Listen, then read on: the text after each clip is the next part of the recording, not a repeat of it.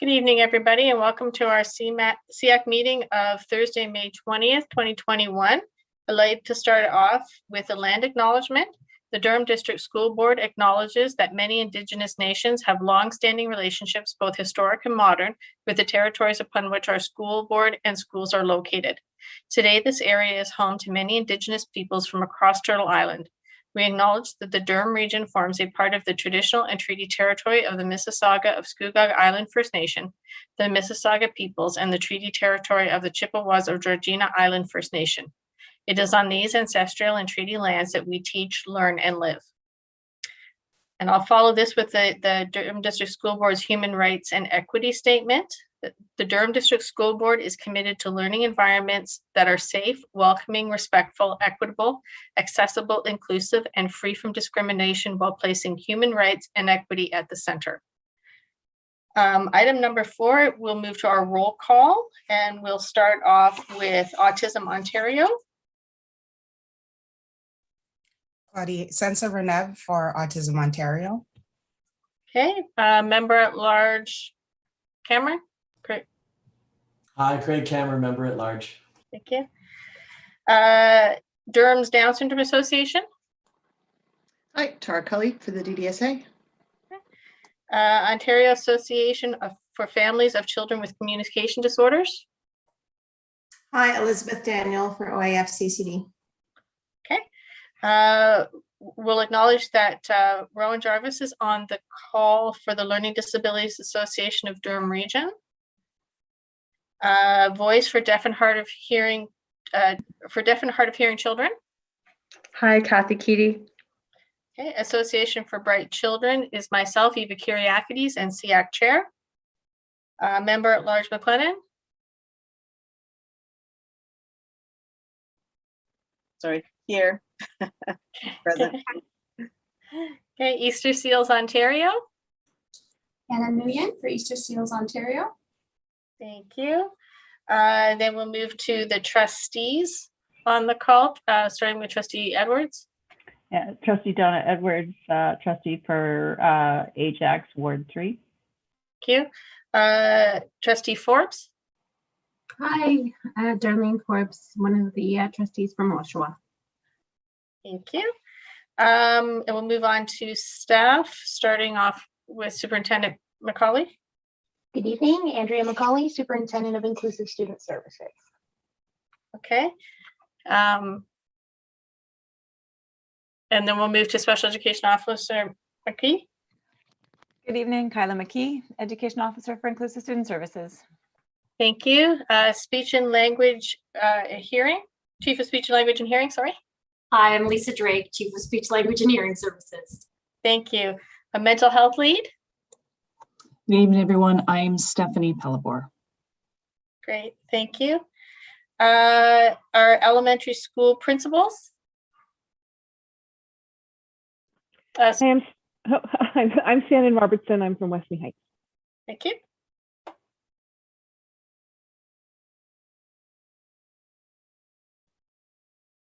Our other elementary school principal representative? I think Melissa's just pulled out her earbuds. Shannon, do you mind? No, not at all. So I'll speak for Melissa. It's Melissa Sparkman. She's the principal at CF Cannon. Great, thank you. Secondary admin representatives? Hi, it's Russ Davidson. I'm a vice principal at Ajax High School representing DSAA. Okay, thank you. And do we have Michelle Monk on the call? I believe Russ is representing this evening. Correct. Michelle's not on the call right now. Oh, okay, great. Have I missed anybody? No? No? Okay. Great. Then we will move on to the approval of the agenda. Can I get a motion to approve the agenda? Tara, seconders? Darlene, all in favor? Motion passed. Has everybody had a chance to approve the minutes from the April 8th, 2021 meeting? Does anybody have any questions with respect to those minutes or concerns?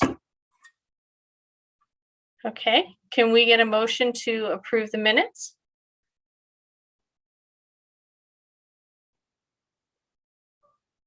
Elizabeth, second by Tara, all in favor? Okay, motion passed. Okay, then we're going to move on to the administration report. Thank you. And through you, Chair, I'm just going to move it in a bit. Sorry. Well-being, mental health, and learning are all intertwined for our students, and our teams feel privileged to be part of the support for students in all of these areas. And our students continue to amaze us and challenge us with to our most creative thinking and individualizing their school experiences. The information from tonight's administrative report is linked within the department report that was attached with tonight's agenda, and we're just going to highlight a few things from that. So at this time, and the known is up to June 2nd at this point, our schools remain on a ministerial directive for remote learning that is aligned with the provincial stay-at-home order. At this time, approximately of our 73,000 students in the Durham District School Board, as of today, 98 of our students, which is a slight increase from the information shared last week, are accessing in-person learning through the criteria of programming which cannot be facilitated remotely, which is a really high standard in terms of flexibility and accommodation. Again, that the stay-at-home order through to that ministry directive. And we know that this is really challenging for a lot of our families and for our staff as well. We really do feel that kids are best with staff and families being part of their daily experience. So it is a bit challenging as we continue to navigate that together, primarily with pressure back on families at that point. So we just want to recognize that. Those 98 learners, some of them are accessing full-time and some are accessing part-time for the components that need to be in person and then are remote the rest of the week. Approximately 2/3 of those learners are accessing school with transportation and busing. And we like to thank our partners at Durham Student Transportation Services for being lockstep with us as a critical part of some of those students' days. We also have about 30 adolescents who are residing in congregate settings who access through education, community, and partnership programs, Grove School in Durham. And that's over about the 450 learners. 30 of them are accessing in person, but again, they're in sites where the students are living at this time as well. Updates regarding next year that are known at this time were also provided to SEAC within the department report. So our district planning does include an increase to the number of special education classes from what's in the system right now to what we're planning for September. And in that information, you see a couple of adjustments, but the main increase is for students in the practical learning program. We do have a large cohort of learners grade 8 to grade 9 without a large cohort leaving at 21. And so you see in those numbers, the largest jump is within secondary practical learning programs. And then as shared in an email with SEAC earlier this week, our planning has continued to evolve from there as well. So looking at the information from the recently completed family and caregiver surveys regarding in-person or virtual preference for the 21-22 school year for students with special education placements, a limited number of program classes will be running through Ddsb at home elementary. And that includes 4 classes of gifted, 2 classes of practical learning, and 2 classes of the school support program. The staffing for the gifted program was moved from the in-person host sites because there's an overall class number for that program, and so it was an adjustment in the students. The 4 practical learning school support programs are additional to the system. The students that were selecting virtual were from a number of host sites, and so there really wasn't a program to move into Ddsb at home without a significant disruption to other peers. And so it was felt, we'll add them to the system and then continue to do those checks with families.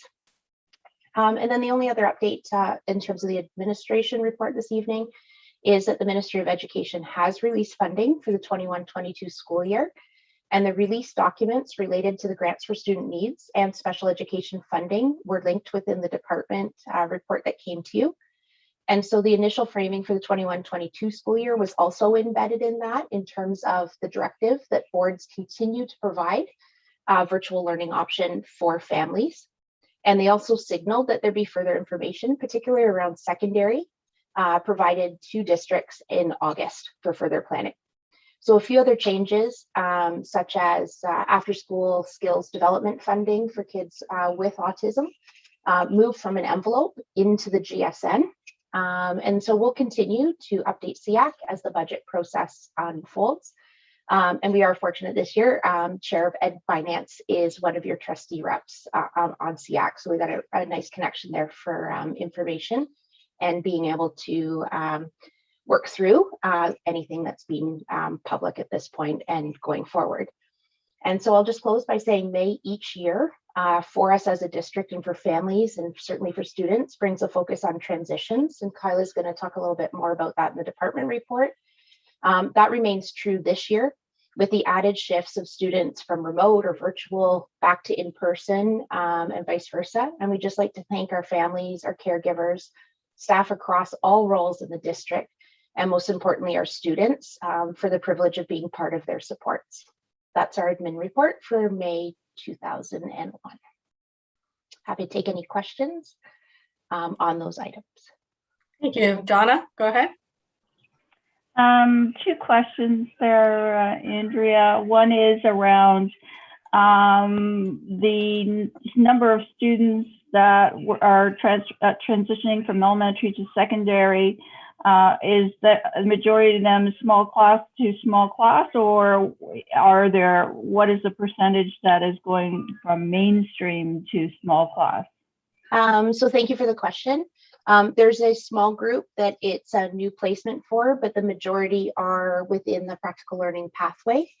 And so when we looked at rostered seats available for the students to move up and forward into, the number of grade 8s currently in practical learning compared to the number of students transitioning to adult program at 21 was not equal. There's two strong cohorts number-wise moving through the system at a bit of a different sync from when we transition between school programs. But I can get you, we can go back into the data and get you some more firm numbers, but it is largely within program track. Okay, I mean, because there's always that concern is that, you know, the students moving from the mainstream to small class placements and the reasoning around that, as far as that's concerned, to keep an eye on that. And then there was one other question I had, and I'm trying to find it, what it were, all of a sudden I've lost it. That's okay. The other pressure point in terms of the grade 8 to grade 9 is the overall system growth of students who would benefit from that life skills based program, particularly in our growth areas. When we see accessible housing being more fiscally within reach, within new builds versus retrofits. And so as we have those hotspots of growth across the region, we're considering that new build a bit of a magnet for families seeking accessible housing. Sorry, and I just the other question is around, and I know I probably know the answer, but I just want to make sure when it comes to the sort of the introduction to or to high school programs that's offered during the summer, at the end of the summer traditionally. Do you know if that's going to be in person or online, and what supports are going to be in there? Thank you. So we have Stephanie and Kyla both at the table in terms of planning for transitions in all different layers, so that well-being and our students with special education needs can definitely be part of that. In terms of in-person or virtual, we're still on a consult with the health department to where we'll be at that point. But given the change in vaccine access, particularly around kids that are secondary school age, we are hopeful. If we can bring kids in person, that is, and get the tours and everything like that, it's definitely the preference if it's safe to do so and with the approval of the health department. Okay. Thank you. Thank you. Tara, you had a question next? Yeah, I did. Thanks, Eva. So I guess following along with sort of corollary to Donna's question, just with the transition of the kids from into secondary and small class placements and stuff, is there a shift in the EA allocations, and what does it do to the elementary EA allocations for those who are still in mainstream? Like, what's the impacts? Do we know yet? Thank you so much. So Kyla chairs our EA allocation committee for the system as part of her role. So I'll give a couple of sentences and then Kyla will jump in with what I missed. So when we look at that, we have a couple different pools. So we have our base EA allocation that is consistent in the system, and certainly some flex between flex base and small class. When we look at students who have life skills needs, adding a class actually puts a bit of an efficiency, for lack of a better word, to EA allocation, because instead of the kids being in 10 different classrooms in mainstream requiring support, then we actually create that classroom culture with the teacher and the EA staffing. So sometimes adding classes can actually put some more flexibility back in flex space for the system. We also have an uplift in EA allocation during our current collective agreement based on funding, supports for students funding out of the provincial agreements. So we've got a little bit of room. And so we actually see the introduction of a higher number of educational assistants coming into the system for September. And Kyla's working on programs such as the early years focus, and we have a couple other pieces that would still be in camera coming to Ed Finance in terms of leveraging some supports and really making sure that the transition needs of the entire system, including our kids with special education needs and the staff that are really key in their service, is mobilized for this fall. So we'll bring you more as soon as we can on that. Okay, so we don't have numbers yet on how many potential uptick we might have on the EAs yet? Not total. Okay. I will say that the supports for students funding is 41. Good to and hear. we're just under 900 on a regular, like just under 900. So we'll bring you more as we can. And certainly we'll be breaking it down within the spec ed plan in terms of the funding generation for that as well. Kyla, if I missed anything. I don't think Andrea missed anything. She rarely does, but just in terms of that comprehensive piece, of course, there's a lot of consultation and cross-department work, as well as that partnership between the central staff and the school staff around capturing what those needs are. And often the transition is a really important part of that, which we'll speak to in a little bit. But we do find often that getting through that transition and settled into program, the program very much meets needs differently. And so as a result, that need for additional support isn't often there when the move is into a small class where the programming is that much more fine-tuned for the needs of the student. So we are a responsive and reflective model. So we'll continue to look at initiatives like that early years piece, where it allows us to target in some very focused, intentional support around transitions, which then allows us to bring that back to the system in November and reallocate where those needs may continue to be that go beyond a transitional need. So, but again, it's very much about understanding those student needs, understanding where the programming may close that gap and provide that support, and then moving forward from those pieces. So we don't yet know all the shifts and changes for our students, because we're still up in such an unknown around what September will look like and what decisions families will make, what programs will all look like. And so we're in still a bit of a holding pattern, even once that initial allocation is made, so that we can continue to be as responsive as we can. Great, thank you. Hannah, you were next. Thank you, Eva. So Andrea, I think this was a question around the accessing transportation and busing. And in particular, you are aware already that with the in-person and the changes to the public health protocols and some of the release of information from the Ministry of Education, there have been delays with the busing for the students who are going in person, especially for the special transportations like accessible busing and all of that. And those have had significant impacts to families. So though the in-person has been available sometimes at a certain timeline, the busing doesn't line up to that. And I know that there are so many factors, and Easter Seals families are aware that there's so many factors going on, things outside of the board's control. But then also knowing that we've had 3 times now where the ministry has released information that hasn't been clear, hasn't maybe given us much notice as the board would like to be able to implement some of these changes. But knowing that that might be coming down and that might happen again, what's the school board's plan to ensure that maybe the busing and the in-person classes line up a little bit more? So first of all, thank you, because that's really important feedback, and how the experience lands for families and students is most important. I would say you have highlighted the key barrier. It's that timeline of information shift, because each time we go through a different, I'll call them phases of this school year, it's a reroute. The DSTS is completely rerouting the entire system again. And what they don't want is, because at first we, from our perspective, not having been involved in actual routing, I've gained more and more of an appreciation for that each time we go through it.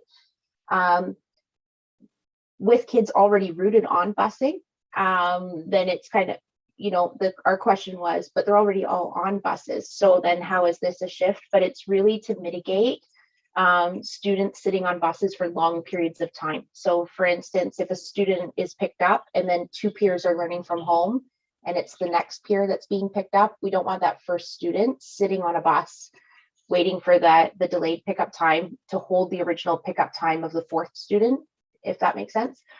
So our partners have continued to be responsive and reroute, and through the consortium as well, because they do that on behalf of the providers.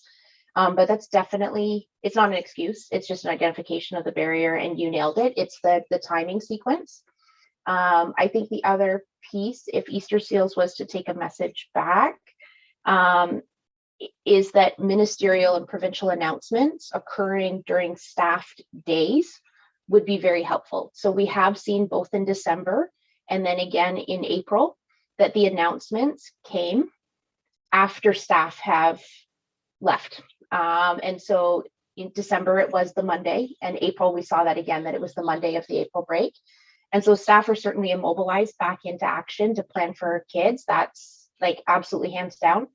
But even had we had 24 hours previously into the previous work week, then a lot of things can be put in motion at a full staffing capacity.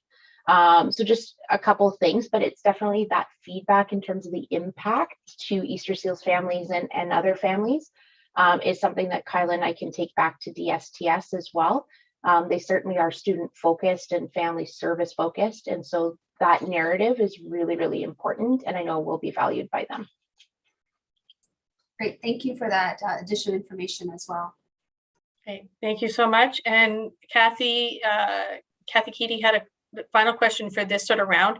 After Kathy, if there's any more questions, maybe we can just email Andrea directly for those answers. Okay, go ahead, Kathy. Just in the spirit of transition, and I know there's so many things up in the air, but I was wondering if you could speak a little bit to D-Stream Math, and if there's been any directive, just because when we timetable, if there is a large, so for example, learning strats running, you could end up with having all the students with an identification potentially grouped together in a D-Stream class. And so I'm wondering if you could speak to if there's any directive about that, and also about class size for the D-Streamed course. Yeah. So we can do it as a 2-part, a yes and. So I'll assure SEAC that considerations for our kids with special education needs is embedded right in the planning. Michelle and Kyla are both at that table in terms of planning as a system. What we can do, just cognizant of time this evening and how that's rolling out, is we can make the D-Stream grade 9 math the presentation focus for June, if it's the will of SEAC, and just bring some information in terms of what does it mean for students, what training's in place for teachers, and then how are we layering in for students with special education needs. Yeah, that would be great. Be great. Okay, we are going to move on now then to the board report with Trustee Edwards. Yeah. Yep. Okay. it wasn't a lot, but it was busy as far as the board report is concerned. There was basically a presentation around the SAL program and an update on that. There was also a motion as far as to engage for renaming of 2 schools in our system. And I just want to clarify the policy, basically the motion was to create a renaming committee because the concerns met the concerns around human rights and equity and stuff in the policy. When it comes to a renaming of a school, we didn't have a policy before. It's a brand new policy for the renaming portion.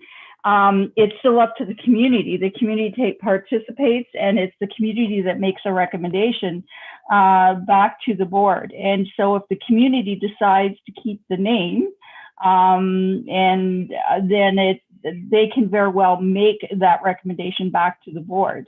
The board does make the final decision, but it's a recommendation from the community, and the committee is the same as we've had before for naming committees, is that we have members of the community, which involves the principal, community representatives, students, teacher representatives, trustees from the area.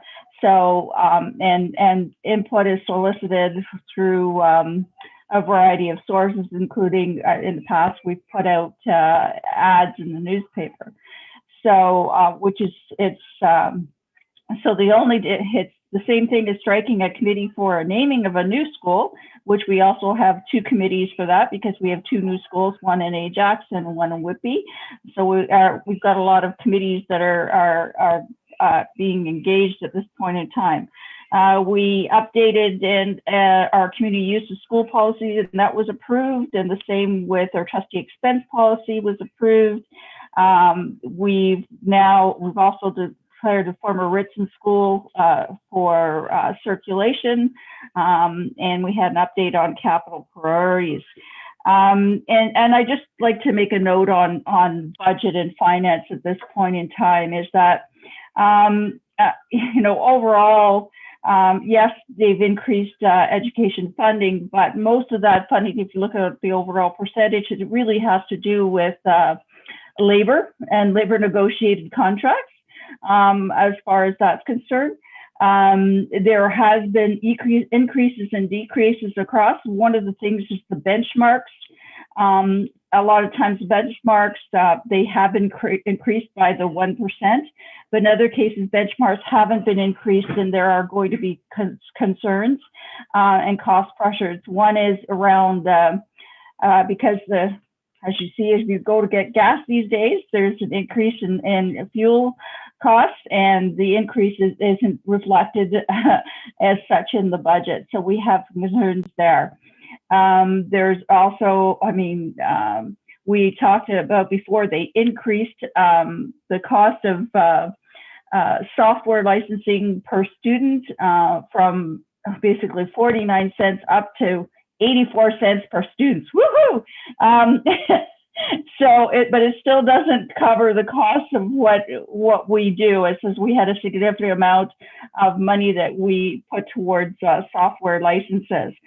So, and then we have transportation is a huge concern, because if we're looking at trying to maintain the current social distancing that we do currently, we're going to have a shortage of bus drivers. We don't have enough bus drivers for the number of routes that we require.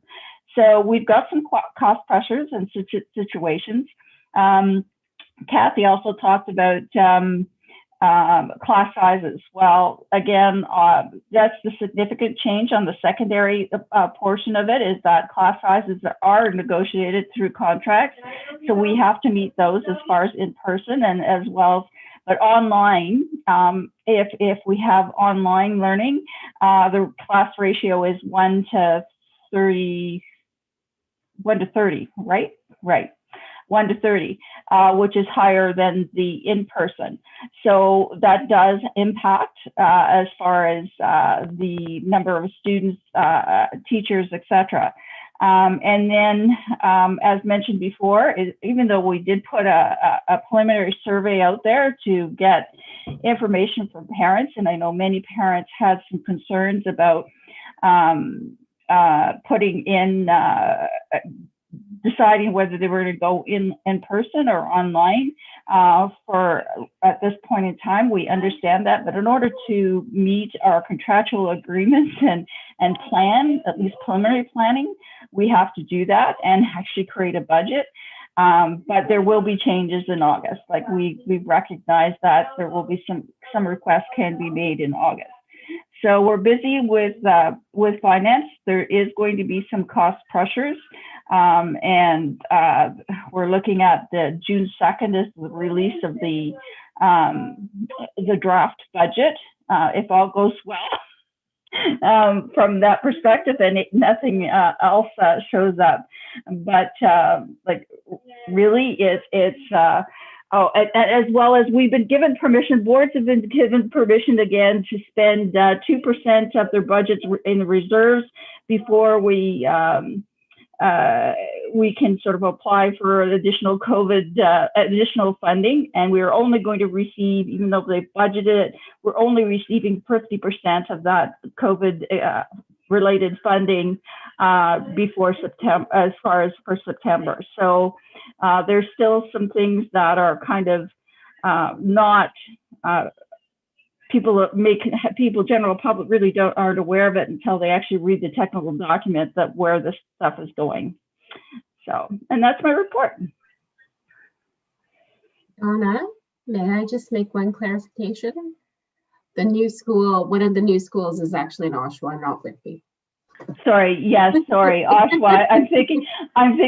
I apologize, Darlene, you're right. It's Oshawa and Ajax, but there is a new school that they're looking for in Whitby. That's where I was thinking about, but sorry about that, Darlene. Okay, are there any questions for Trustee Edwards with respect to the board report? No? Okay, thank you, Donna. And my apologies, I meant to do this during roll call, but so I'm just going to quickly do that now. We actually have the alternate for the Easter Seals Association here, and if she'd like to introduce herself, it's Christina. Hi, yes, hi, it's Christina. Christina, and sorry, how do you pronounce your last name? Salisbury. Okay, welcome. I meant to include you in the roll call. My apologies. That's okay, thank you. Thank you. Okay, we will move on then to the Inclusive Student Services Department report, and I believe Lisa Drake is starting. Hi, everyone. Thank you for joining us here. This month is Speech, Language, and Hearing Month. So this is our month for awareness. And I wanted to share a little bit about what we're doing to promote those roles that we have within our board and the students that they're supporting. So historically, we've had really big campaigns with when we were all in person that have happened in various places throughout the month. The last 2 years have been a little more tricky because of the shutdowns. So this year we're doing social media campaign that really tries to focus on the roles that speech language pathologists, hearing resource teachers, and audiologists provide for the students in the system, and to give information about how they can access resources and support as well within the board and outside the board.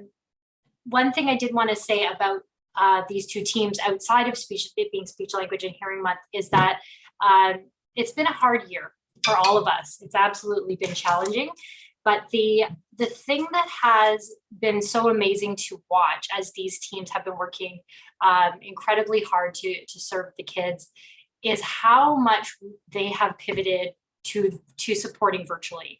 And one of the things that we're starting to do is unpack the data around what type of service did we provide when we were in person? And for those who were providing services exclusively virtually, what did that look like? How did we manage it? And we're seeing a bit of a shift in terms of how much assessment we did versus how much support we did with classroom teachers and with families as well. So it's really opened up some doors for us, this virtual platform that were not previously available. And there are some pieces now that we really want to hold on to as we are hopefully starting to maybe get back towards something that looks like normal. And I also want to continue to provide a massive shout out to our interpreters, our ASL interpreters, who they have done the virtual thing because they have had to since the very beginning of the pandemic. And they're a well-oiled machine doing exactly what they need to do. They've got it down to a fine art. So that's been really positive. So over the next year, I'm happy to share back what we end up doing in terms of expanding our ability to provide service in different ways. So that's been really exciting for us. We also, from a speech, language, and hearing set of teams, we really haven't stopped any of the services that we've done. We continue to do the best we can in the environments that we've had. And as things have evolved in terms of this is what the lockdown looks like, this is what back to school looks like with PPE, now PPE looks different, and how do we change again? So we really have been able to maintain the service in a different way. It's been challenging, but we've learned so much. And I would say that we're all better at what we do because of it. So that's really positive. And the other thing I wanted to share was around our Storytime initiative. This was started back in the spring last year when everyone was at home, and the speech pathologists really needed a way to connect. They needed something to do to reach out to the families and the kids. So they started reading books virtually to the kids and launching it live. So we resurrected that initiative, I think in February or March. I think it was March. Anyhow, about a month or so ago, where we are highlighting different strategies or different vocabulary or whatever the topic is that really moves the person who's reading it.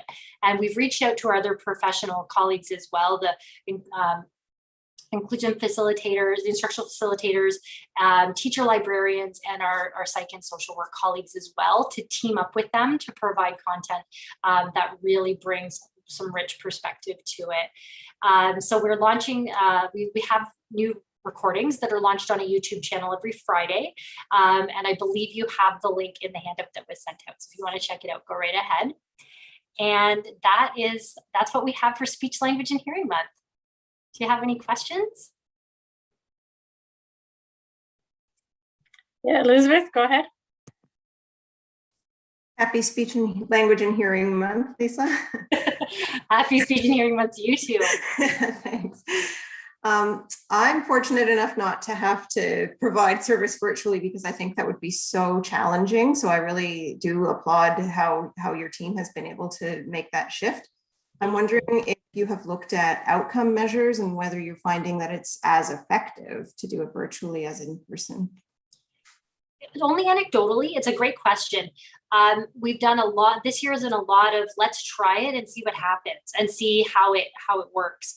So a good example of that was when we went back in February and our PPE guidelines changed. And I know that doesn't seem like it should be such a big deal, but we went from being able to take masks off behind a face shield and a plexiglass barrier to now we have to have 2 pieces of PPE on our person. So a face shield and a mask all the time, or goggles and a mask, and the kids were all masked, changed the auditory signal entirely.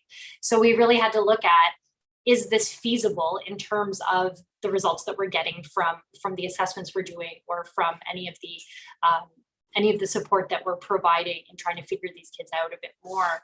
And so we weren't able to get solid data in terms of outcome, but we had to go a lot on, okay, we try this for a few weeks and see how it goes. And generally as a consensus, what are we seeing? So we do have data on what we've done, what type of service we've provided in terms of outcome. That would be a next step that we'd be able to start looking at in years ahead for sure. Okay, Does anybody else have any questions for Lisa? Okay, we'll move on then to Stephanie. Thank you, everyone. And thank you to Lisa and her team. I think that the connection that your speech language and hearing team does in connecting and promoting and fostering well-being through the services is a great segue into our ongoing commitment as a board to promoting mental health and well-being. As much as May is Speech and Language and Hearing Month, May is also Mental Health Month. And here at the Durham District School Board, we really actually focus on that first week, which is Children's Mental Health Week. I know last month I came and I shared a little bit about how we were living out that commitment and what we were planning to do for Children's Mental Health Week. So I just wanted to come back and share a little bit about how that week unfolded and some of the outcomes. And so we mapped the week out looking at each day with a focus. We looked at Mindful Monday, Talk About It Tuesday, Wellness Wednesday, Thankful Thursday, and Fitness Friday. Each day, educators were offered resources and ways in which they could bring that theme to life within their classroom, as well as an invitation to think about how that can be extended beyond this 1 week. And so lots of engagement. If anyone was following any of the feeds from the various schools across the board, we had some schools really creatively create videos to engage their students. This is the second year, similar to Lisa, that we've had to do this in a virtual context. And so very, very thankful for the educators that bring this experience to students and to families in a real tangible way. A couple of things I just wanted to highlight in terms of what we did that week. One was on Thursday, we celebrated Shine Green. Green is the color associated with mental health in terms of hope, awareness, empowerment. And so we invited the entire system to wear something green. And if anyone drove by the school board, you would have seen the exterior of the building shining green. So very thankful to increase awareness and reduce stigma related to that. We also brought in a virtual hip hop artist who really talked about hope in challenging times. We offered 3 sessions virtually, 2 to our secondary, 1 to our intermediate. We had about 300 classrooms participate. We had over 3,600 educators, students, and staff attend. So suffices to say, it was really well attended. And the feedback was amazing. The speaker's name was Sean Booth, and he presented in such an engaging way. All of our students were saying, hands down, this was such an important opportunity for them to hear some really important messages, because it won't surprise you that many of our students are struggling. This concept of hope in challenging time really, really resonated with our students. And it also resonated with our staff, because we know that this is impacting not only our students, but our staff as well. So lots of amazing feedback and a lot of comments of gratitude from our students and our educators for being able to put the spotlight on mental health. I think we're all realizing how important that it is. So that was our Children's Mental Health Week. The concept of promoting and bolstering and fostering mental health continues within our family of schools. Our schools in Pickering Ajax are coming together for a wellness series for families and caregivers.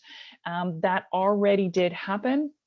And those sessions were focused on well-being, anti-racism, and our psychological services and our social work team were partnering along with that. And so as a system, we're looking at how to support students, how to support our educators, and how to support families. And it's good as a mental health lead to walk alongside and partner with teams like Lisa Drake and her staff, our schools and administrators, as well as senior leaders in putting our commitment to mental health well-being into action on the ground. Another way in which we're doing that is we've been able to recruit engagement workers, professionals who have once had a role as a social worker and attendance counselors in our schools, and they're coming alongside to support engaging our students who are struggling to engage. And they become a resource for students to help them re-engage. We know that's a concern. They're primarily working with our Ddsb at home home students, we're able to take some COVID funding mental health dollars and focus on students who attendance is a concern. And we're really focusing on reaching out and trying to re-engage those that are no longer engaged. What we're also looking at in terms of continue to build the capacity of our mental health professionals. I think we talked last month about our work around anti-Black racism. In that time, we have been able to increase our Indigenous understanding. We had the opportunity to train with a Dr. Baskin, who is at Ryerson. Was a half-day training. We had over 60 staff come, and she was delivering some foundational training in respect to Indigenous worldviews and ways of knowing, and the intersection between anti-Indigenous racism and mental health. And that learning just continues to resonate with the staff in the conversations around relationship building and how that aligns with and respects our Indigenous students' worldview and ways of being in relationships and knowing. So very thankful for that. I'm going to hand it off to Kyla, but before I do that, she's going to talk a little bit about summer learning. I wanted to just stop for a moment and talk about mental health supports that we're offering this summer. And this summer, unlike before, we're partnering actually with our Durham Catholic District School Board to look at a collaborative partnership in bringing a parent summer workshop series. So we're going to offer parents both at the Ddsb and the Durham Catholic School Board a series of workshops over the course of the summer, starting in June, August, and September and July. Ways in which we want to build the capacity of parents, because we know that when parents feel competent and capable to navigate parenting during a pandemic, our students are supported. And so we're offering that. And we're also going to continue services to students. You may be aware that on our landing page, we have a button, connect with a member of our mental health team. And so that's going to continue to be monitored throughout the summer during our summer work week. And so we're very thankful that that button can still be live. We can support students and families looking for supports, triage them to our community partners that are offering. And so that's going to be some of the mental health supports that we're offering this summer. So that's a mental health update. Don't know if there's any questions or anything that I can clarify for anyone in terms of what I shared. Hannah, I see your hand up. Go ahead. Great.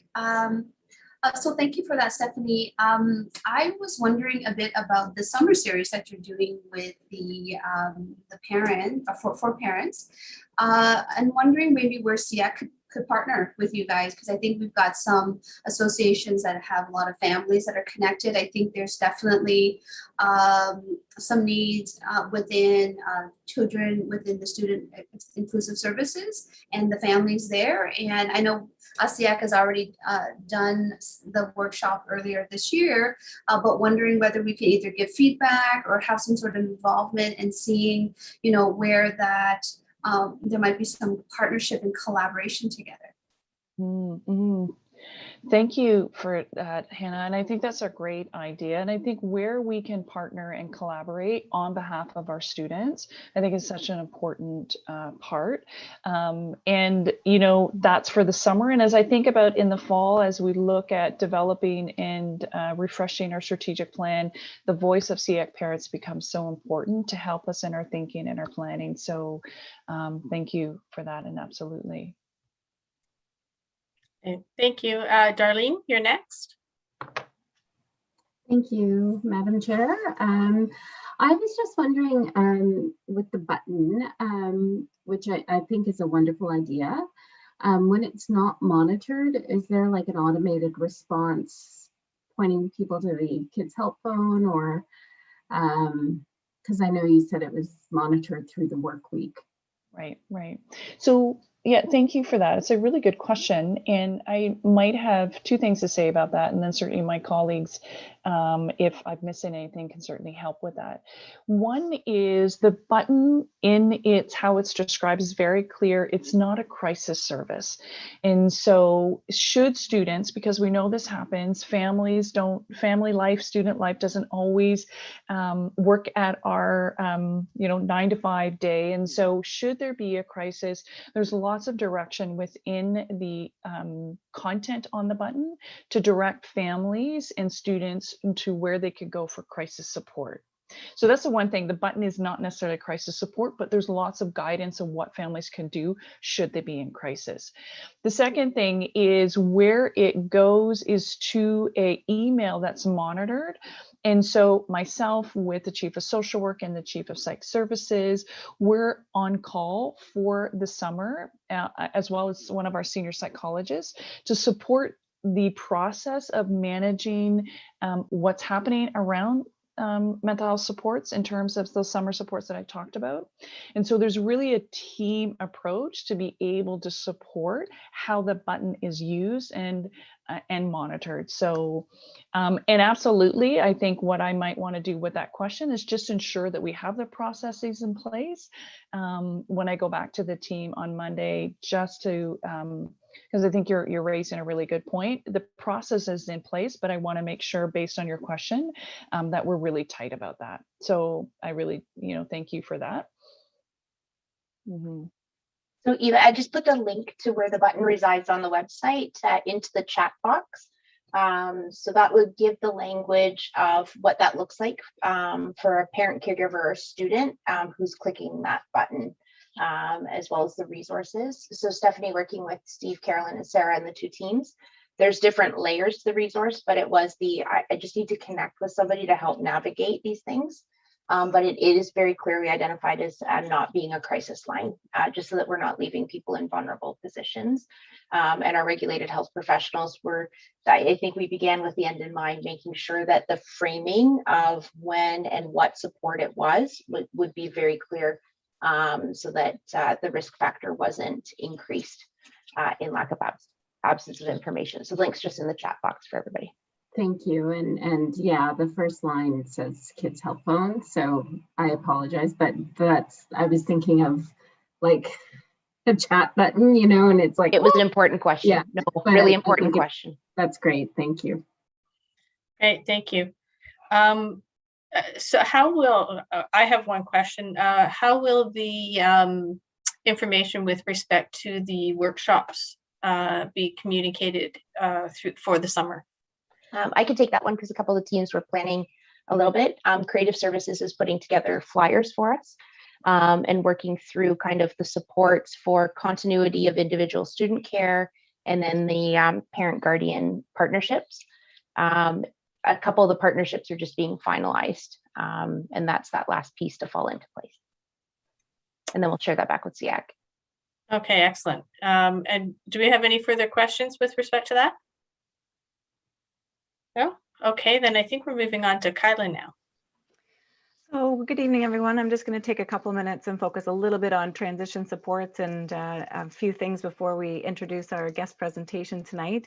And so we recognize and have recognized all year, but know in particular, September will continue to be an unknown for so many. And as a result, just according to even what Stephanie's sharing with us, those needs around how families are feeling, any worries that may come alongside, all of that is definitely at the forefront of all of our thinking and planning. And so there's a couple of things to think about when it comes to transition planning and transition supports. One of the things we have been working on as a system, particularly at the elementary level, is a real understanding of the value and the importance of an effective and comprehensive transition plan, and trying to understand our student needs better, even around that whole idea of behavior as communication. So recognizing that when there are challenges and struggles for our kids, there's a reason behind them, and that need needs to be addressed addressed in some way, shape, or form. So school teams have been really looking at and considering, particularly students they know may have a change coming for the fall, and looking at how they can identify the needs they are aware of and then plan supports accordingly. So there'll be an awful lot more work done as part of that once we have better understanding of what the return is going to look like. We learned last year that, all that thinking and planning that went into June and July, and then we left and the whole world changed and shifted again as to what that might look like. So we want to wait a little longer to get the information that will help us do it and do it well. But there is a lot of comprehensive planning that will be worked on behind the scenes and then rolled out when we have that additional information. So part of that planning does involve some summer learning supports. There are a variety of different departments that are looking at providing some support. Donna referred to the Getting Ready for High School program. That's absolutely something that will continue again, just not sure which platform as we discussed. But then there are a few other places where we're looking at students in kindergarten transitioning to grade 1 may need some preparation skills and opportunities. We're going to continue to look at supporting our Indigenous students. We have some early primary literacy numeracy work, and then there's also going to be some support for the mathematics piece as well. So there's a variety of things that are just being finalized. And again, until we really understand some of those limitations and restrictions around platform and opportunities, it'll be tricky for us to be able to communicate here's exactly what it's going to look like. So they'll wait a little bit longer, but certainly it's a fairly comprehensive list, and it will be communicated to all families across the system when those details are finalized. So we'll be sure to bring it back to SEAC. As part of our ongoing work at reviewing and trying to close gaps and better understand our students and their needs when it comes to transition planning, particularly students with intellectual or developmental disabilities, you know that we've been really fortunate to be a part of a pilot project. We were really fortunate that because of COVID, it was extended an additional year. So we got a 4th year out of the project rather than the original 3. And as co-leads, it meant that we were able to provide a specific support that hadn't been identified as a particular person in the past. There had been layers of transition support that were provided through our ISS teams, through our school teams, but we were able to hire and put in place Sade, who you've met at least once before here at SEAC. But despite COVID, she has managed to do some pretty extraordinary things that she's going to be able to share with you today. But it just continues to highlight the importance of partnering with our community partners. And so today she's going to really talk about and hone in on that fostering of partnerships with those community supports. And we're always looking for suggestions and recommendations about how we can continue to evolve those things. And she's going to be able to share with you some of the initiative and opportunities that we were able to create for our students through a virtual format that wouldn't have previously been there as well. So Sade Balajobi is with us this evening. Her official title is the Transition Coordinator for the Ddsb, but there's a lot of layers that go with that title. So I'm going to hand it off to her and let her share a little bit more about what she's been up to. Thank you so much, Kyla. Just going to share my screen here with everyone.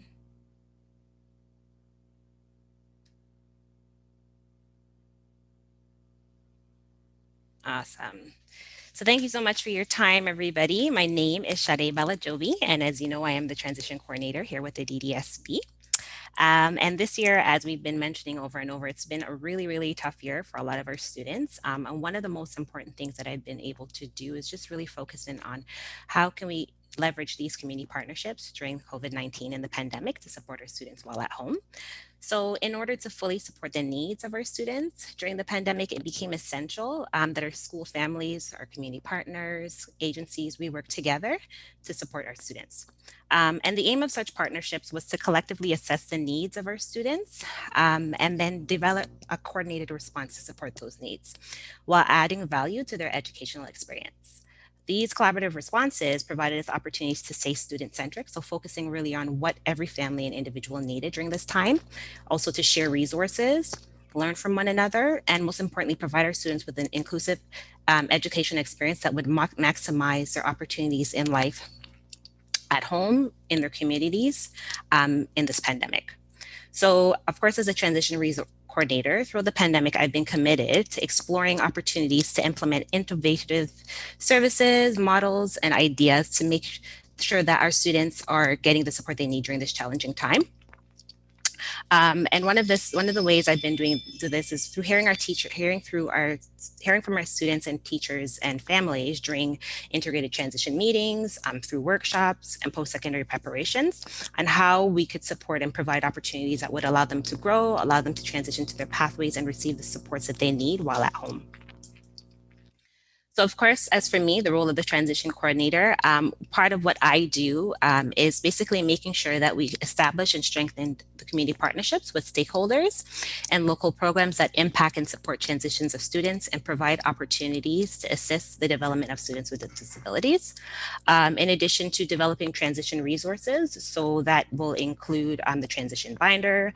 I've created a Google Classroom, which basically speaks all things transitions, basically as a resource for teachers to kind of help with them with teaching things during the pandemic, and then resources that families could use at home from our community partners to make sure students are engaged. Also to review current practices, identify gaps using tools. So one of the things that I've been doing this year is using our surveys during after our integrated transition meetings to kind of figure out what things that we can continue working on, what are our families enjoying, what is it that we can improve on to support transition planning? And then, of course, implementing a student-focused approach that identifies the students' goals for work, community, and keeping current with community and ministry supports that possess and involve to ensure transition teams have the most up-to-date information to develop transition plans that offer supports relevant to the needs and the family's needs. So for example, that may be for one family accessing a behavioral support or even funding options. Most of the time we've had our transition meetings in person, but of course this year they've been virtual. This is my third year in the role and I haven't done so much integrated transition meetings. It has been very, very important to our families.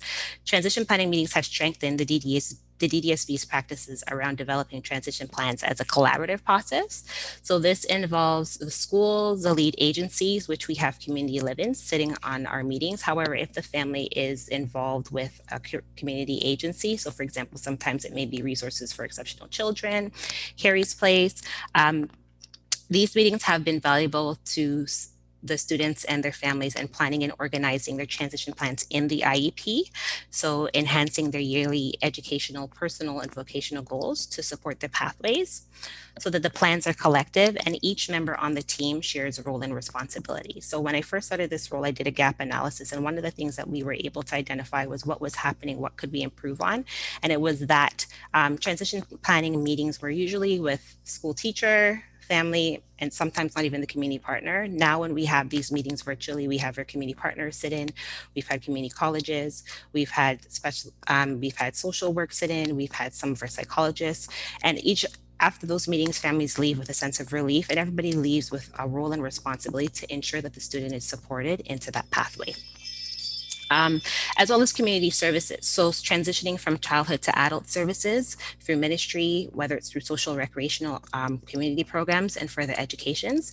And families, like I said, are often linked to agencies through referrals. So sometimes if a family is looking at, working on those self-advocacy skills, but may not have the resources because programs are closed, what programs in the community are offering virtual supports to support that? So for example, leadership and training is a program that's offered through one of our community partners, the Ability Center, and that really focuses on helping those skills develop, whether it's employability skills, leadership skills, budgeting, money management, and then helping them navigate the world of work.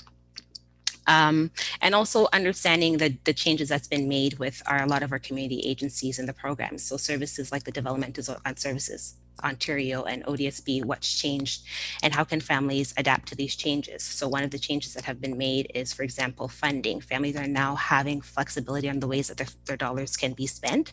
And because our students are not able to go out in the community, it's really looking at how can we use those dollars in home to support our students' learning. So for example, if a student, let's say, is learning virtually and requires exercise equipment or requires some sensory equipment to support their needs, that can kind of help and facilitate with the virtual learning while at school. And also another thing that we've been doing is transition meetings with our community partners through Fleming College and Durham College. So prior to this, we would organize tours, we would have we'd have open houses. So we thought, how can we reach out to these community partners so that they can come to the students? And it's very important to make sure that our students have made connection to the college and universities that they're interested in transitioning to prior to actually applying, or if they've been accepted, so that they know what is going to be available to them, because they don't have the actual in-person experience that they would before. So one important initiative done to support students who are transitioning into post-secondary pathways was to organize and coordinate meetings with students to discuss their goals, their academic concerns, and accommodations that would be available to them, with faculty from the CIC program, both at Fleming and Durham College, and as well with their accessibility coaches. Because each college has a variety of services and supports with students with disabilities, it became very important that students connected to these colleges to see what would be available to them. And then many of these colleges offer students that unless they seeked out, we wouldn't know. So we found out that a lot of these programs offered, like myself, transition coordinators, so somebody to kind of help them with the beginning of going into college.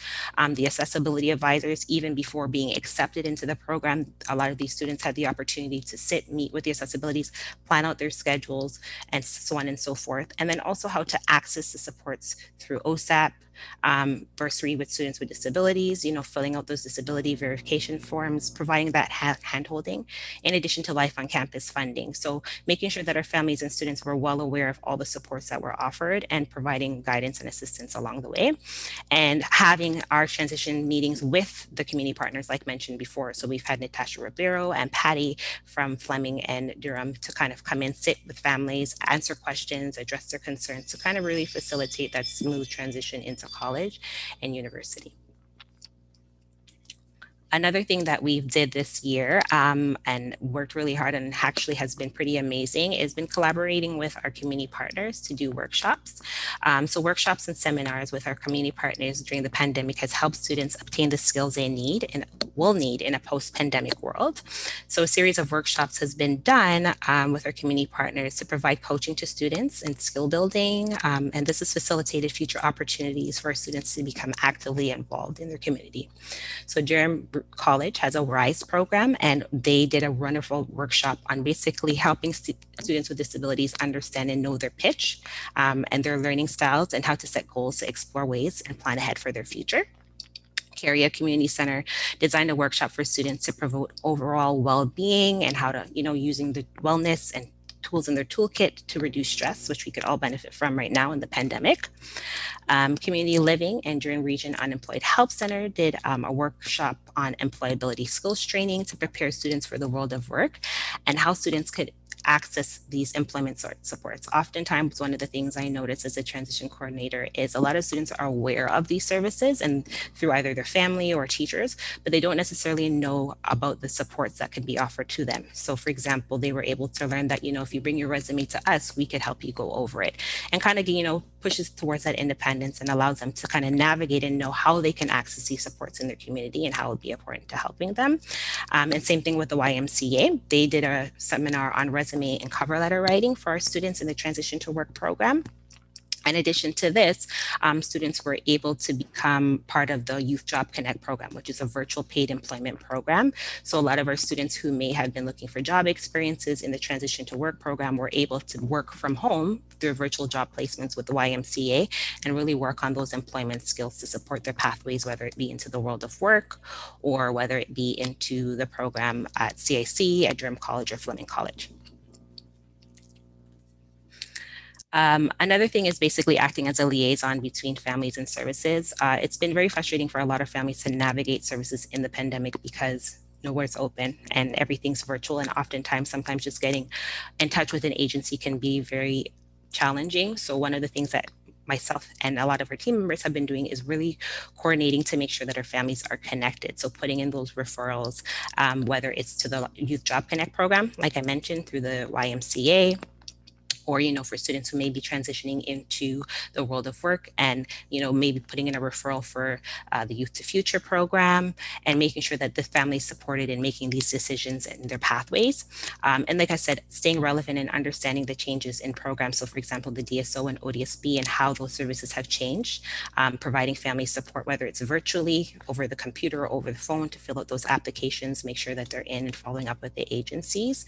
And then of course, leveraging resources. I mentioned earlier, I created a transition planning classroom, and this has been like a one-stop shop for all things transition, where families can kind of figure out what's going on in the community, what virtual programs are running.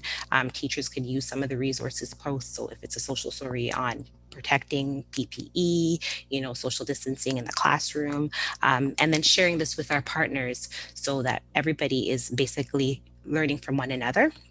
This year, we also had the Ddsb transition website, and that website was really used to kind of connect families virtually with all of our community partners.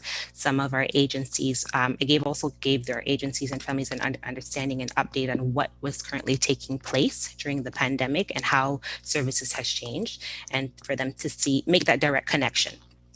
So that's basically some of the things that I've been working on as a transition coordinator here. It's been a challenging year, like I said, but really connecting with these community partners and together, developing these seminars, workshops, and really connecting our families virtually to community agencies, whether it's through colleges or programs, has been very helpful in preparing for life beyond high school. And I wanted to know if you guys had any questions. Kathy, I see you had your hand up. Thank you so much for sharing. I love when you come in and share the support being offered. I had a little question about Youth Job Connect. I know they've gone virtual with their pre-employment training this year in different locations. I know in my experience that they've said that finding youth meaningful employment has been more challenging, and in particular for our youth with disabilities. And so I was wondering if there are partnerships, or if that outlook has been different in Durham than it has been in other parts of the GTA, or if you could speak a little bit to how that's been going. You're absolutely right.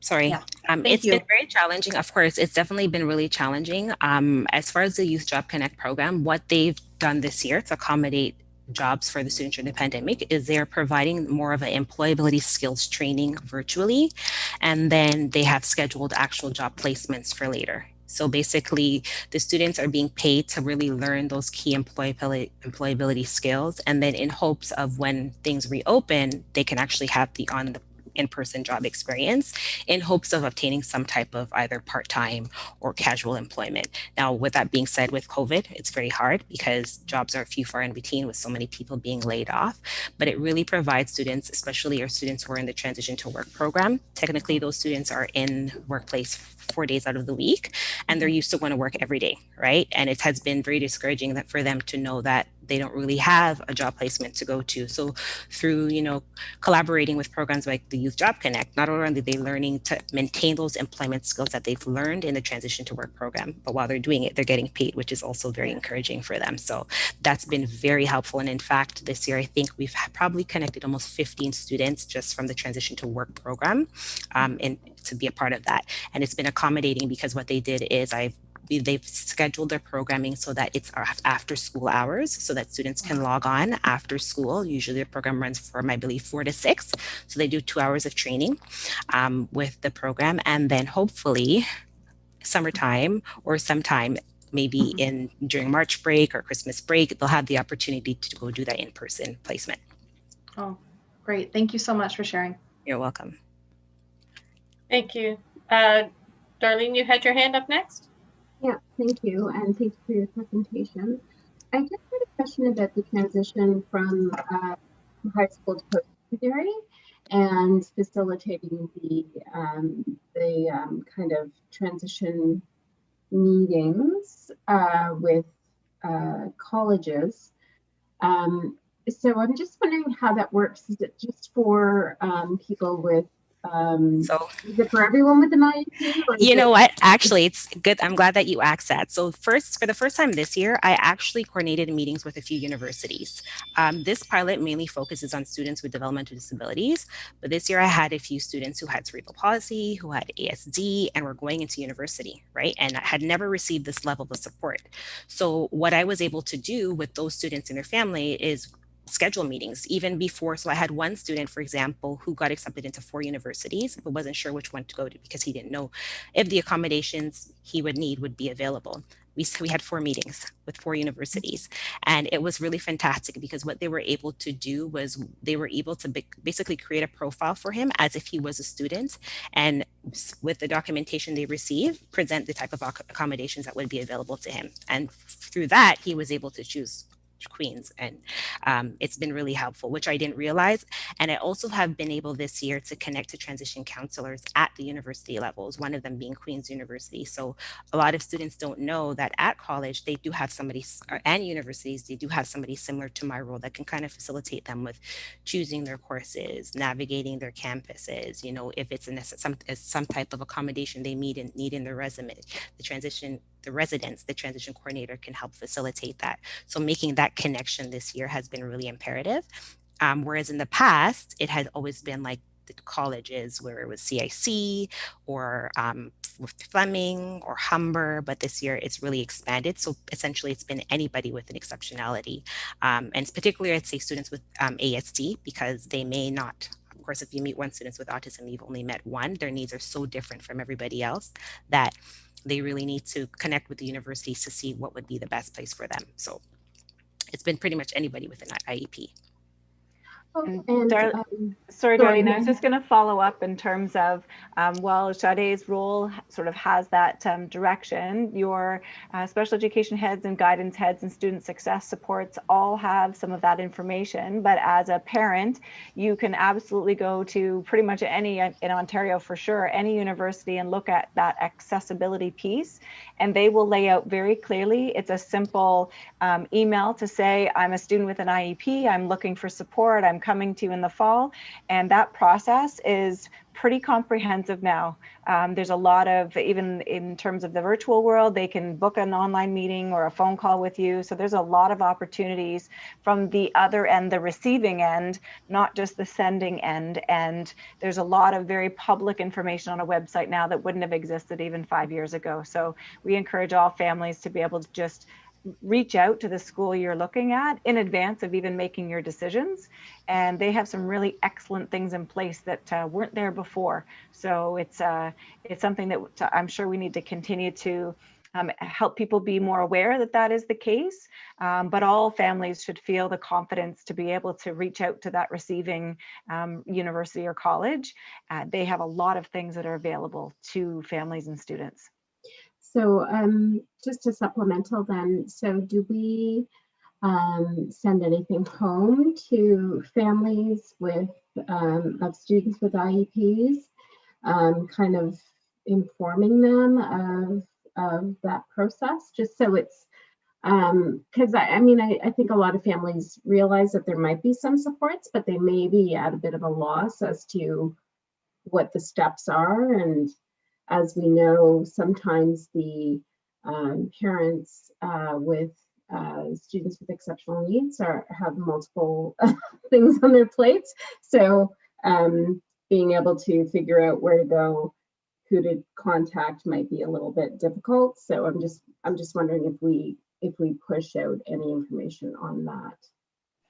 It's a great question, Darlene. We don't at this time because it's unique per school in terms of what they would offer. So having all those details, but certainly great feedback for us to be able to take back and remind schools of the importance of making families aware that those resources and supports do exist. And typically the language is fairly similar around the Accessible Learning Center. That's a fairly consistent term being used at the post-secondary level now, but that's great feedback. And I think an important reminder as part part of our transition planning to support our students on their journey to post-secondary.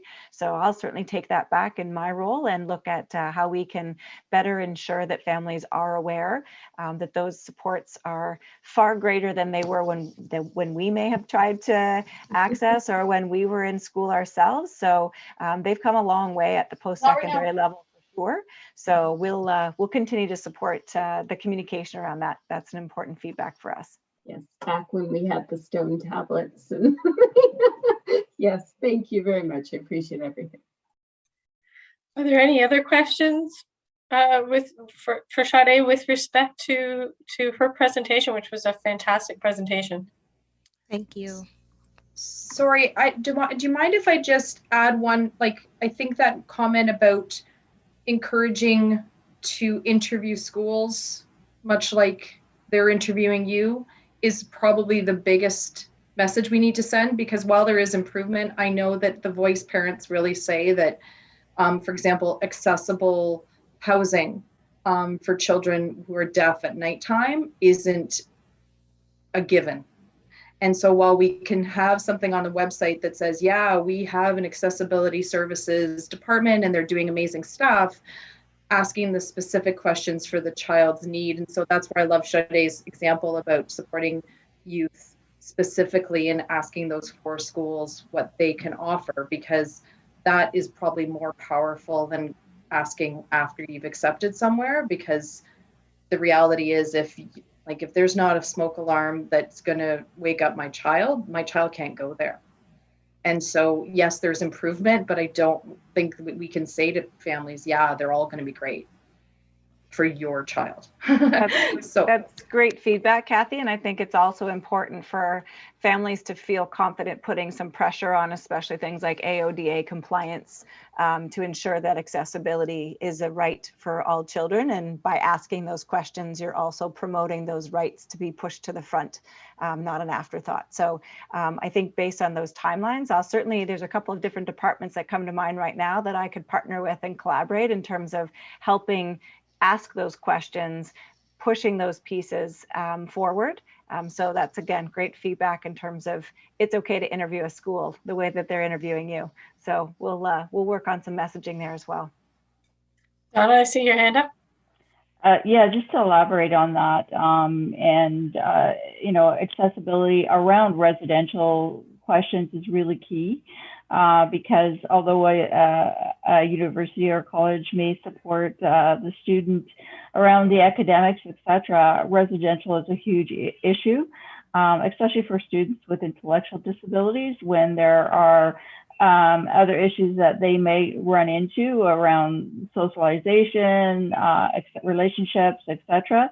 And the ability for staff to be able to handle, university and college staff to handle those situations, because I know of several examples where students had started off in residence and ended up leaving the program, or because of situations that's happened, and the universities weren't equipped to deal with some of the things that arose from a residential point of view. So it's key to do that interviewing process, and not only around if they're going to consider residential, to talk about that situation as well. Thanks, Donna. That's great feedback for Sade to take to the Fleming and DC in particular, since we had such a close partnership with them and just in their proximity to us. But great information, and I will absolutely take that back and look at a comprehensive interdisciplinary team looking at it. Thank you. Does anybody else have any questions? I would just like to give a little bit of feedback with sort of experience with that whole transitioning from high school into university, and partly to remember to definitely push through to the parents, or help the parents know where and how they navigate that system, because they're usually doing it with their child, who's often apprehensive and a bit nervous about the whole transition to begin with. Because that first meeting with student accessibility services is generally just the student, because they're now adults, right? So they're, until they give permission for the parents to be a part of that lesson, until they do, then the student is sort of on their own in the beginning. And also the messaging leading up to that is really important. And I'd like to sort of see that change in a bit of mindset through the school, because a number of parents have experienced sort of similar issues where along the way, a child who is supported with an IEP is being told, you won't get that kind of accommodations in university, and you won't receive this in university. And that's not in fact true. I know from my own child's experience, the accommodations in the university have been phenomenal. And really responsive, and one person that she interacts with, and they really have made a huge difference. And I think we need to stress that to these kids so that they don't give up on the idea that university is something they can achieve. That's something that's within their grasp if they have the capabilities of going there. So go ahead, Andrea. Just one final comment, because I really think great conversation, and I think you can all appreciate how much we value Sade's knowledge and expertise and what she brings. And Sade, you spoke a lot about how you've impacted on kids and families. I think the ripple is as much as well on the staff that you've built capacity with out at the schools as well. We certainly see a change in some of the conversations across the system. So thank you. I think you know how much Kyla and I both value your skills and your input, but want to recognize that publicly. I think the other piece to it as well is prior to COVID, there were information nights being held where all of the colleges and universities were sending reps. And we were starting to get students, say in grade 10, starting to come and just start to talk and walk and form relationships. And COVID certainly shut that down. And I think it's going to be a yes and, because it's pushed the further development, as Kyla said, of some of the online availability of what is just publicly available information around accessibility. But I think it's the yes and the relationships, because for a lot of our kids, they need that contact point to know that this is somebody who feels like I can trust them with expressing what I need and those pieces. So that's something that we'll certainly look to be bringing back to the region as well. We were guests at that table, but certainly something that in hearing all you've said this evening, lots of pockets that we can help poke for our kids. So thank you so much. We do appreciate that it was a large volume of information tonight, but as you can tell, it is a very broad department in terms of service. And I think tonight certainly highlights the depth and breadth of some of the services in our region for kids. So just want to thank all the team members that were here this evening to speak to all of those. Great, thank you. And yes, I think this is some great work. I really love, hearing about this, because it's some good progress. Things moving in the right direction. So for families. Okay, moving on. So normally we'd have our 20-minute open period for discussion, which we've sort of gone a bit over in our presentations, which is great, because quite frankly, we didn't have something set for open discussion, and this has been some pretty valuable information. So we are going to move on to the business arising from the minutes, which is with respect to our draft letter to the Ministry of Community and where's my letter here? My apologies, I have a loud one in the background here. Ministry of Children, Community and Social Services. Has anybody had a chance to take a look at the draft letter and to provide feedback on that?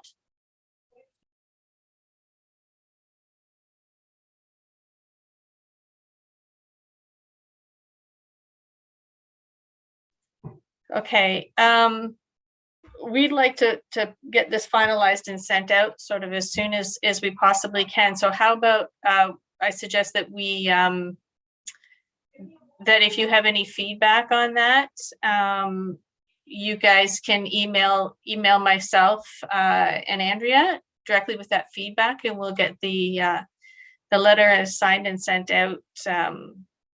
Hopefully today or tomorrow, Monday, if that's possible. Actually, if you provide us with that information before the weekend, we can get it signed and sent out Monday, if that works for everyone. Okay. And Eva, sorry on that one. Just want to Yeah. say thank you to Cynthia Renab for drafting that. yes, I know I appreciate it's a really tricky dance in terms of Autism Ontario and asking about the OEP and how that positions.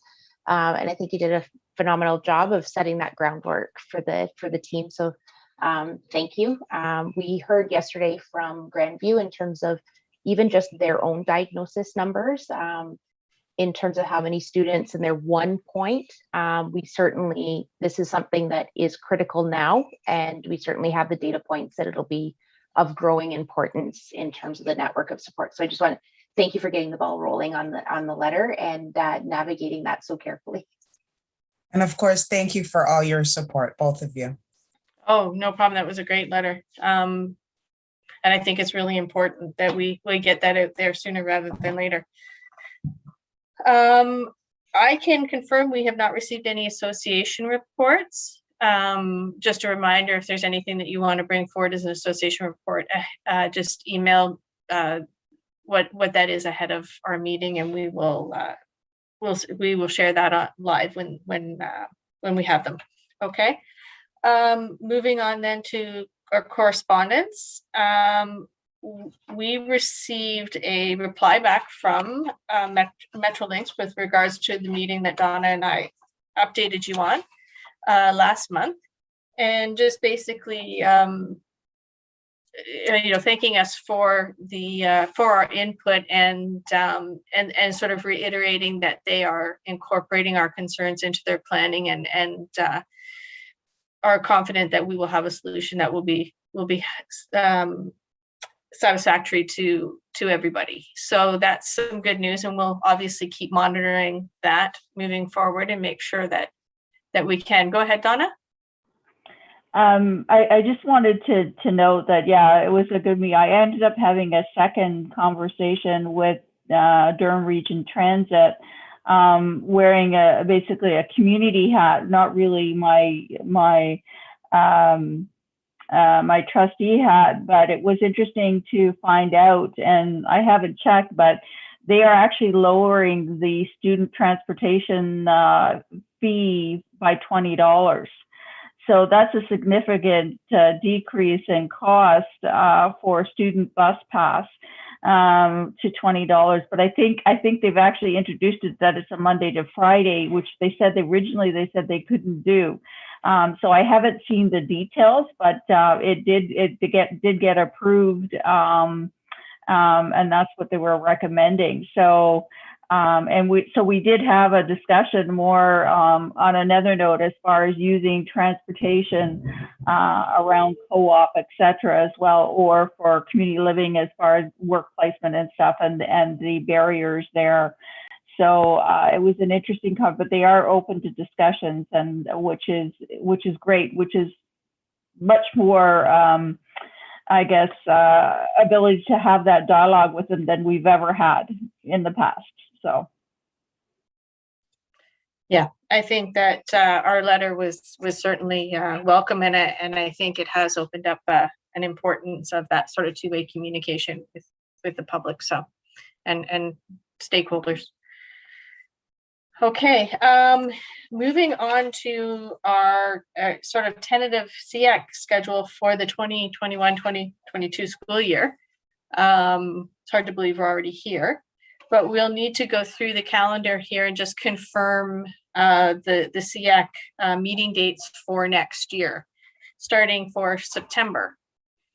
If any along the way, if we're looking at September 14th, if anybody has a concern with a special, like with a specific date, just raise your hand, and we'll try and figure out an alternate. Okay, so September 14th. I know we usually choose that day, sort of that week, because often the following week is curriculum nights at many of the schools. Eva, I believe that Thursday is the 16th. Yeah, you know what happened? I'm sorry to jump in, but for some reason the October calendar overrode September, and so it's twice. So it is the 16th. I sent out a correction, but I'm not sure if you received it. So Oh, it would be the yeah. 16th that the meeting date is. Oh, September 16th. Okay. Yes. So we'll just change that. Thank you. Sorry about that. No problem. Okay. And the rest of them are fine? Yeah. Okay. So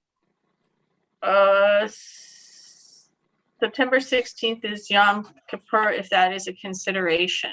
Does anybody on the committee have a concern with the meeting being held on Yom Kippur? Sorry, can't talk tonight. No? Okay. So we'll go ahead and leave it that day then. Is that okay? Eva, Yeah. do you need me? I have to duck. It's 8 o'clock. No, if you You're have okay? any concerns with the dates, just let us No, know. I was fine with the dates. Okay, perfect. Okay. Okay. Excellent. Thank you, Bye, everyone. Tara. Have a great night. Yeah. Thanks. See you next month. Bye. Go Leafs, go. October 21st.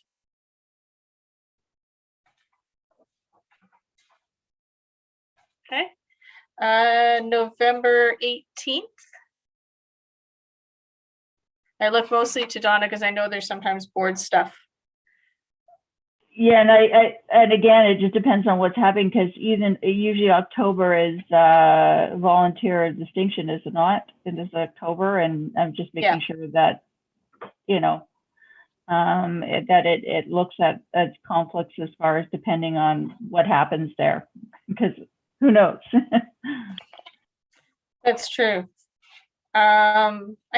I thought that we sort of took that into consideration in sort of adjusting the dates at one point. So if there's a conflict and we know about it come September, then maybe we can do some shifting in September if necessary. So December 16th, which is right before the Thursday before the winter break. Okay. January 20th. February 17th.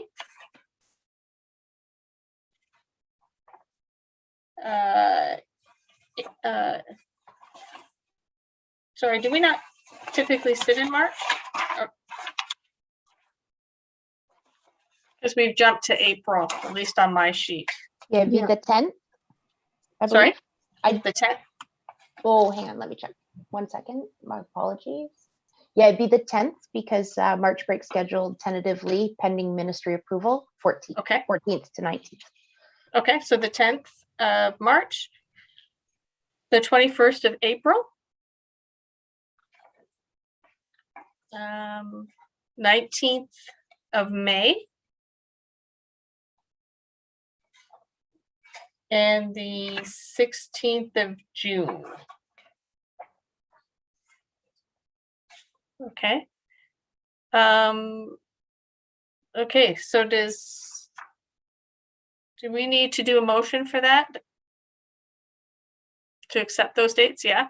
So does anybody want to make a motion to accept the dates for the 2021-2022 SEAC calendar?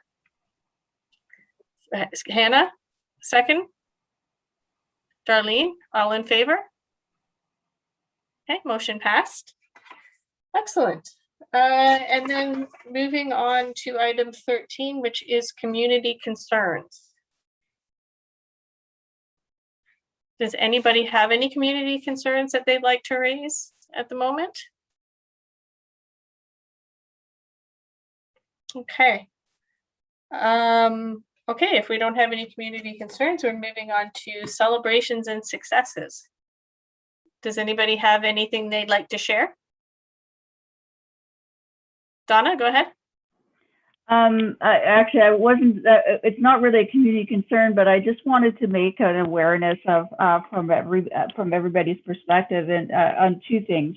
I know I mentioned it at board because I think it was important that, you know, May 30th to June, I think is 5th or 6th is it's National Accessibility Week.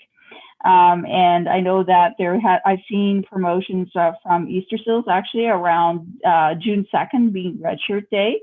And then basically as promoting as far as accessibility and the good work that some people are doing in accessibility, but also to promote inclusion. And so I think that's kind of key. The second thing is just a bit of a teaser, and I will probably be able to bring back in June, but the Ontario Public School Board Association is creating a discussion paper for around the future of education and online education that will be sent out there to basically for education partners, but there will be additional I guess, materials to promote parents' discussions, etc. And it's a discussion paper with questions. Along with that, they have also initiated through the school boards a student survey. Not necessarily all boards are participating, but the Student Trustee Association has been tweeting the link to that as well in order to gather data around online learning and impacts as far as that's concerned. So I will bring that up, but it's something to look forward to as far as that's concerned. And then the K-12 SDC, it's still hanging in there. My understanding is that, you know, it's still going through translations and stuff, but rumor has it that we're looking at maybe the beginning of June as well, that it might be going out for public consultation. So we're hoping that as well. So I will keep everybody updated and send links when that information is presented and put out. Great, thank you, Donna. Does anybody else have anything? Sure, go ahead, darling. I'll just share that my daughter is on her last credit to graduate high school, and we're just really close. So I'm really grateful that we're this close, and she's working hard, and we're just good thoughts. That's fantastic. I'm sure she'll do it. She'll do it. That's awesome. Good for her. Does anybody else have anything they'd like to share? Carolyn, go ahead. Hopefully you can hear me. My son has graduated from his recreation and leisure program at Durham College. I'm not sure when the actual graduation is, but he's finished that program. So that's the second program he's done at Durham, and he got honors last semester. I think he's getting honors again this time, but we're very proud of him. He's worked really hard and has really come a long way in his maturity, his organization skills, using the resources that they have available for supports at Durham College. And so it's been really good to watch. So we're very proud of him. That's excellent. Good for him. Congratulations. And congratulations to you guys too. I would be proud mama moment for sure. Does anybody else have anything they want to share? All right. Our next SEAC meeting is scheduled for June 17th, 2021, live here on Zoom through YouTube. Anybody want to make a motion to adjourn? Donna? Seconders? Sense of an app? And all in favor? Okay. Have a great night, everybody. Thank you. Good night. Thank you.